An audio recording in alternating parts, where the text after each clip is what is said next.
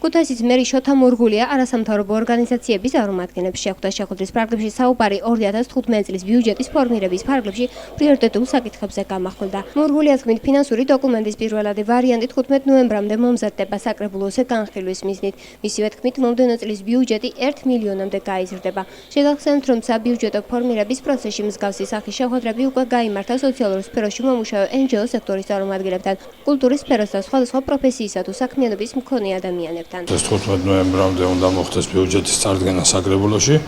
შემდეგ უკვე რა თქმა უნდა საკრებულო კომისიების მეშვეობით განიხილავს შესაბამისი კომისიები, იქნება დასკვნები წარმოდგენილი, არ არის გამორიცხული რომ თვითონ მერიამ თუ რაიმე ახალი განმეორება აღმოჩნდა გამოითხოვოს ბიუჯეტი ან ტრანსფერი დაკონკრეტდეს ან ასე შემდეგ, ანუ რაც მისთვის უცნობი იყო, საკმაოდ კარგად იმუშავა მერიის იმ სამსახურებთან, რომლებიც შეძლენ ადგილობრივი შემოსავლების, საკუთარი შემოსავლების გაზდა 2014 წელს, რაც 2015 წელზე დადებითად აისახება.